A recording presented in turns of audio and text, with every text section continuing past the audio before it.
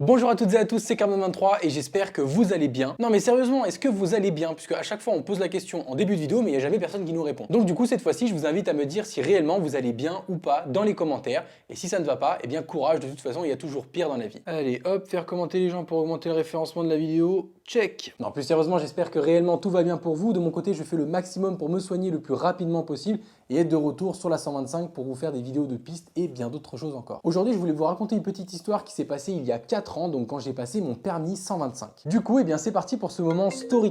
Pardon, excusez-moi, on m'appelle masqué.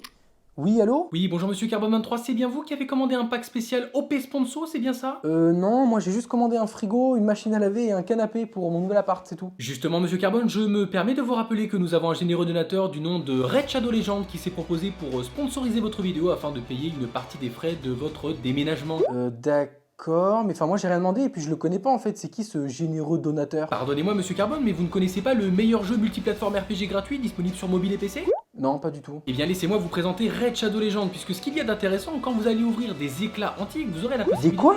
Les éclats antiques, monsieur Carbone, bien évidemment, il s'agit d'une sorte de récompense dans laquelle vous allez pouvoir trouver de nouveaux champions afin de combattre seul ou dans les tournois contre la communauté raid, comme par exemple l'araignée, le golem de glace, le chevalier de feu ou le fameux dragon, bien évidemment. Non, mais attendez, quel champion? Je comprends pas. Et bien par exemple, il n'y a pas si longtemps, j'ai réussi à débloquer Alika, qui est une champion épique plutôt stylée, comme son pote Galcut. Galcut, c'est... Non mais attendez, on dirait un nom d'armoire Ikea. Monsieur est un comique, je vois, mais attention, le juge vous a à l'œil, c'est un champion rare, puissant, avec des capacités incroyables. Bon, après il est chauve, donc miskin quoi. Ouais, j'avoue, ouais. Bon, personnellement, je dois avouer avoir un petit faible pour Alika, j'avoue. En plus, elle est plutôt mignonne. Non mais c'est qu'un jeu, hein, enfin calmez-vous. Oui, enfin bon voilà, j'en peux rien si les graphismes sont super stylés. En tout cas, monsieur Carbone, je vous invite quand même fortement à télécharger le jeu via le lien qui est dans la description de cette vidéo. Quelle vidéo? C'est celle que je suis en train de faire là? Et oui, monsieur Carbone, bien évidemment. Et puis en plus, vous aurez un bonus exceptionnel de 100 000 pièces d'argent, 2 clés de boss, 10 éclats mystérieux, et qui plus est, et ça c'est la maison qui offre, la championne adjudicatrice totalement gratuite. Voilà, moi je dis ça, je dis rien. Bah du coup ferme ta gueule. Enfin bon bref, c'est pas que je m'ennuie hein monsieur, mais en fait du coup moi là-bas je voulais juste expliquer à ma communauté comment est-ce que j'ai raté mon permis 125. Pardonnez-moi, monsieur Carbone, mais là je vais devoir vous surnommer Bolos23, hein, non mais... Jean-Marc, t'as entendu? Il a raté son permis 125, non mais allô quoi. Oh là là, le gamin quoi. Non mais c'est bon, allez, moi je continue ma vidéo. Ciao. Attendez, j'ai oublié de vous dire, si vous téléchargez le jeu, pensez à rejoindre mon clan, Pikachu Racing Team. Mais dépêchez-vous, il n'y a que 30 places. Non mais je rêve, Pikachu Racing Team, n'importe quoi. Bon bref, ne perdons pas plus de temps. Générique. Enchanté. Bon donc du coup comme vous l'avez vu dans le titre, j'ai raté mon permis 125. Alors l'histoire date d'il y a 4 ans hein, puisque j'habitais encore en Belgique et j'avais seulement 18 ans. Parce que oui, le permis 125 donc A1 en Belgique n'est accessible qu'à partir de 18 ans et pas 16 comme ici en France. On peut aussi l'obtenir via une formation de 7 heures quand on a le permis B depuis 2 ans minimum. Mais bon vous le savez, j'ai pas encore mon permis voiture mais ça ne saurait tarder. J'ai promis que je le passerai donc je le ferai. Alors juste pour vous remettre dans le contexte et que vous puissiez bien comprendre certaines informations de l'histoire, je vais vous expliquer comment se passe le permis moto, autant le 125 donc le A1 que le A2 ou peu importe la passerelle en Belgique parce que c'est pas du tout la même chose qu'en France. Bon donc déjà il faut savoir qu'en Belgique ils séparent réellement l'épreuve du plateau et l'épreuve de la circuit et on a beaucoup moins d'heures à faire. Ici en France c'est en général entre 12 et 20 heures minimum. En Belgique le minimum légal c'est 9 heures d'entraînement plateau et 3 heures d'entraînement circuit. Donc un total de 12 heures mais ils séparent réellement tout, ce qui veut dire que si vous avez eu votre plateau, vous pouvez déjà commencer à rouler avec votre moto sur la route, être immatriculé, assuré, etc., etc. et passer votre circuit plus tard. C'est ce que moi j'ai fait. C'est concrètement un truc de psychopathe, hein, puisqu'il y a des mecs qui ont juste passé le plateau et ils vont sur la route. Un danger public. Mais du coup voilà, le petit Carbone est plutôt chaud, il vient d'avoir 18 ans, ses parents sont pas forcément chauds pour qu'il passe le permis moto, mais voilà, je m'étais débrouillé pour avoir un petit peu de thunes et finalement je me suis enfin inscrit quasiment le jour de mon anniversaire, donc le 22 juillet. Moi trop content, j'achète tout l'équipement nécessaire et je vais enfin à mon premier cours de moto. Et là j'arrive et je vous avoue que j'ai grave stressé puisque j'ai vu plein de gens, plein d'autres motards qui en fait n'étaient pas du tout de la même moto-école que nous, c'est juste qu'il y avait plusieurs moto-écoles sur le même parking, mais je vois quand même plein de motos, il y avait des LT07, des CB125, il y avait aussi des scooters, il y avait vraiment de tout. Bref, grave stressé le gamin, tu vois, vraiment j'étais pas dans mon élément, mais je savais que j'allais kiffer. Le mec trop cool, il s'appelait Philippe, je m'en rappelle, il était vraiment super sympa, et commence à me poser quelques questions, savoir ce que je sais sur la moto en général. Bon, il se rend compte que je connais quand même pas mal de trucs parce que je m'étais grave renseigné, mais par contre j'ai absolument aucune idée de comment fonctionne une moto, puisque j'ai pas le permis voiture, j'ai aucune notion de l'embrayage, du passage de vitesse, d'accélérer ou quoi que ce soit. Vraiment, le seul truc à 2 roues que j'ai fait, c'était du vélo, quoi. Alors évidemment, il me donne les bases, hein, l'embrayage, accélérer, tenir en équilibre, mettre les pieds sur les repose-pieds, etc. Et moi, j'ai littéralement stressé de fou, puisque en fait, quand j'accélérais, c'était ou j'accélérais à fond, ou j'accélérais pas du tout. Ce qui fait que, bah, du coup, je partais toujours très vite, ou j'accélérais pas assez, et du coup, je calais. Bref, j'ai mis énormément de temps à comprendre le système de l'embrayage, mais finalement, j'ai réussi au bout de 6 heures de cours au total. Et chose importante à notifier, mais en Belgique, à ce moment-là, on était déjà sur un parcours qui se fait en une seule fois. Je veux dire qu'on ne s'arrête pas comme en France avant. Mais voilà, en Belgique, c'était déjà le cas comme ça, donc il fallait tout réussir d'un coup, et on avait le droit qu'à 2 erreurs. Bref, au bout des 9 heures de cours, je me sentais plutôt à l'aise, mais pas tant que ça, et entre-temps, j'ai fait la grosse erreur d'acheter déjà ma Duke 125, parce que j'avais trouvé une super bonne affaire. Ce qui fait qu'entre-temps, je m'entraînais en bas de chez moi dans le garage public qui était assez grand, et le pire, c'est que je faisais ça sans casque, sans équipement, juste je roulais en bas de chez moi pour tenter de m'habituer le plus possible à l'embrayage, aux trajectoires, aux virages, à bien positionner mon regard, ma tête, mon corps, mes pieds, mes jambes, mes mains, etc. etc.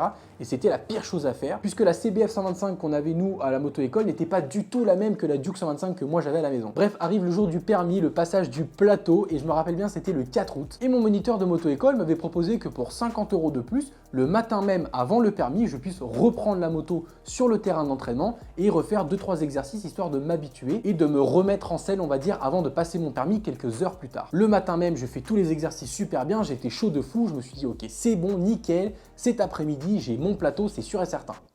Bon, c'est pas passé comme prévu. Bref, du coup, on arrive à l'endroit où on va passer l'examen, et là, je rencontre une fille qui était super sympa, mais très stressée, et en fait, elle m'expliquait que c'était la 7e fois qu'elle passait son plateau, puisque ça aussi, c'est une différence qu'il y a avec la France. En Belgique, vous pouvez réessayer de passer votre plateau ou votre circuit autant de fois que vous voulez. Il n'y a pas de limite avant de repasser le code ou les heures de conduite, etc. Tant que vous payez, vous pouvez passer le permis. Donc du coup, moi, ça m'a un petit peu stressé aussi, parce que je me suis dit, ah, attends, mais si elle, ça fait 7 fois qu'elle le passe, pourquoi est-ce que moi, je le réussirais de la première fois? Et là arrive le moment où il y a l'examinateur qui dit, bon, qui veut passer en premier? Moi, je me cache, je ne suis pas là, non, je veux rien savoir. En fait, comme je connaissais pas du tout et que c'était la première fois que j'arrivais sur un examen de conduite, bah, je voulais un petit peu observer les autres, hein, qui me servent de cobaye concrètement, pour que moi ensuite je puisse me nourrir de leurs erreurs et ne pas les faire.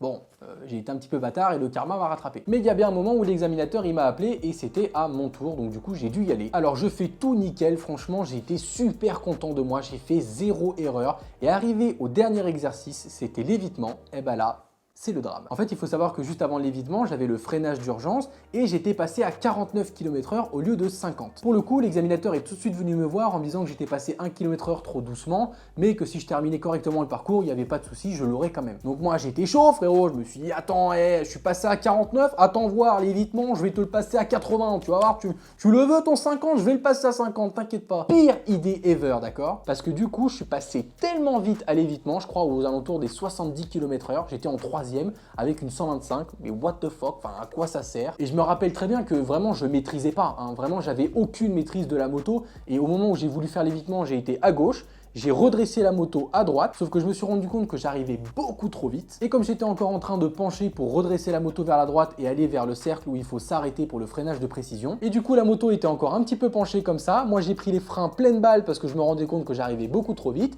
sauf que moto couchée, frein avant pleine balle, aucune expérience.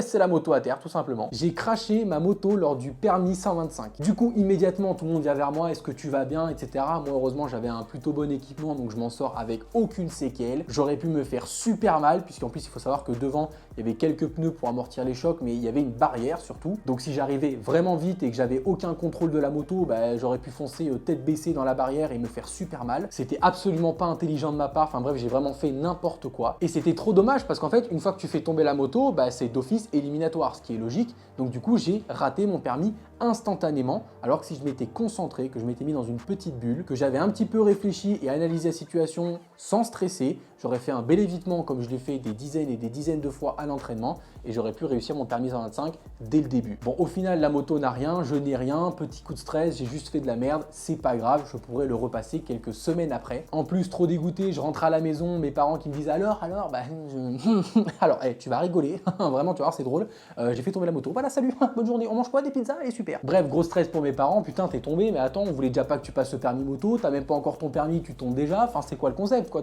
Bon, au final ils ont accepté que je repasse le permis, ils avaient pas le choix surtout parce que j'étais beaucoup trop déterminé. J'ai rappelé tout de suite la moto-école, j'ai eu un rendez-vous le 23 juin, j'ai repassé mon plateau et ça s'est super bien passé. J'ai eu mon plateau, j'ai pu rouler avec ma petite Duke 125, les vidéos ont commencé, j'ai fait ma circuit quelques mois plus tard, que j'ai réussi directement, donc voilà, il n'y avait aucun problème avec ça, vraiment j'étais trop content, mais il faut quand même savoir que voilà, j'ai raté mon permis 125 la première fois, j'ai fait tomber la moto carrément, je l'ai pas fait dans la dentelle le truc. D'un côté je trouvais ça drôle de vous en parler puisque bah moi c'est une histoire qui me fait rire au final, et de l'autre je trouvais ça important aussi de vous la raconter cette histoire puisque vous êtes beaucoup à m'envoyer des messages en me disant que vous stressez pour passer le permis moto, que ce soit le 125, le A2, la passerelle du A, peu importe. Vraiment je reçois plein de messages sur ça et à chaque fois je dis toujours la même chose, il ne faut pas stresser. Alors je sais que c'est plus facile à dire qu'à faire, vous vous mettez dans votre petite bulle, vous fermez les yeux, vous respirez, vous vous concentrez, mais dites-vous qu'il va juste vous regarder et évaluer si vous êtes capable de pouvoir rouler en moto. Si vous l'avez fait plusieurs fois à l'entraînement, vous êtes totalement capable de le refaire après